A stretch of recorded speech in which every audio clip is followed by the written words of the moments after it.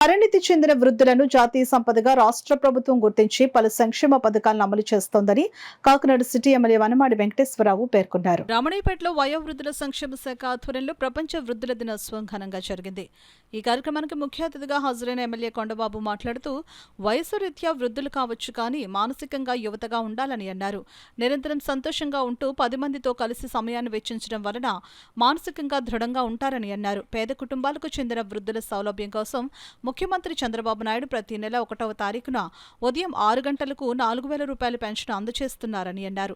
RTC బస్సుల్లో కూడా 25% రాయితీని ప్రభుత్వం కల్పించిందని అన్నారు.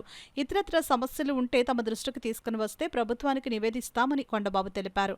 విభిన్న ప్రతిభావంతుల వయోవృద్ధుల సంక్షేమ శాఖ అసిస్టెంట్ డైరెక్టర్ పి నారాయణమూర్తి మాట్లాడుతూ 2007 తల్లిదండ్రుల పోషణ వృద్ధుల సంరక్షణ చట్టం పటిష్టంగా అమలు చేయడానికి ప్రభుత్వం ట్రిబ్యునల్ను ఏర్పాటు చేసిందని అన్నారు. వృద్ధులను కుటుంబ సభ్యులు నిర్లక్ష్యం చేసినా పోషించకపోయినా రెవెన్యూ డివిజన్ స్థాయిలో ఏర్పాటైన ట్రిబ్యునల్స్ను సంప్రదించాలని అన్నారు.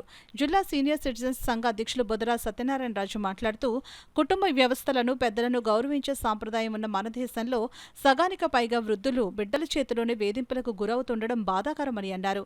అనంతరం సీనియర్ సిటిజన్స్ కు నిరంతరం సేవలు అందజేస్తున్న మాజీ సర్పంచ్ అడవాల రత్నప్రసాద్, డివి సత్యనారాయణ, సంగశెట్టి వెంకటరమణమూర్తిలను ఘనంగా సత్కరించారు. ఈ సందర్భంగా వృద్ధులకు నూతన వస్త్రాలు అందజేశారు. కార్యక్రమంలో సంగిశెట్టి అశోక్, చింతపల్లి సుబ్బారావు, రేలంగి బాపిరాజు, రవిశంకర్ పట్నాయక్, ప్రసాద్ నాయుడు, నిమ్మకాయల వెంకటేశ్వరరావు, యనమల రామం తదితరులు పాల్గొన్నారు. వాళ్ళు వివిధ శాఖల్లో పనిచేసి ఎంతో ప్రగతి సాధించిన వ్యక్తులు వాళ్ళందరూ ఈ రాష్ట్రంలో గవర్నమెంట్ ఎంప్లాయీస్గా పనిచేసి ఉండొచ్చు, వేరే ఎంప్లాయీస్గా పనిచేసి ఉండొచ్చు. కానీ అనుభవాలు మట్టికి అక్కడితో ఆగిపోకుండా వీళ్ళు అసోసియేషన్గా ఏర్పడి వాళ్ళు ఎప్పటికప్పుడు డిస్కస్ చేయడం, వాళ్ళున్న ఏదన్నా ఆలోచన విధానాలతో పట్టణాభివృద్ధి కోసం సహాయాలు ఇస్తూ ఉంటారు. చూస్తుంటారు, అప్పుడప్పుడు ఫోన్ చేస్తారు, సార్ పార్కులో మేము వాకింగ్ చేస్తామండి, ఇక్కడ పలానా పని చేస్తే బాగుంటుందని చెప్తుంటారు, పలానా ఏరియాలో పలానా పని చేస్తే బాగుంటుందని చెప్తుంటారు. అంటే నేను ఏమంటానంటే వీళ్ళందరూ కూడా ఒక అనుభవం వ్యక్తి, అంటే 65 సంవత్సరాలు ఈ పట్టణంలో నివాసం ఉన్న వ్యక్తులు. ఈ పట్టణం మీద ఒక అవగాహన ఉంటుంది, అదేవిధంగా ప్రాంతాల మీద అవగాహన ఉంటుంది, ఈ రాష్ట్రం పైన అవగాహన ఉంటుంది. వాళ్ళ సూచనల సలహాలు కూడా చాలా ఉపయోగపడుతూ ఉంటాయి. అందుకే అసోసియేషన్గా ఉండడం వల్ల ఒక డిస్కషన్ వస్తుంది, వాళ్ళు మాట్లాడుకుంటూ ఉంటారు. కొన్ని ఆలోచనలు వాళ్ళకి కలిగినవన్నీ కూడా ప్రభుత్వం దృష్టిలో పెడతారు, మా దృష్టిలో పెడతారు.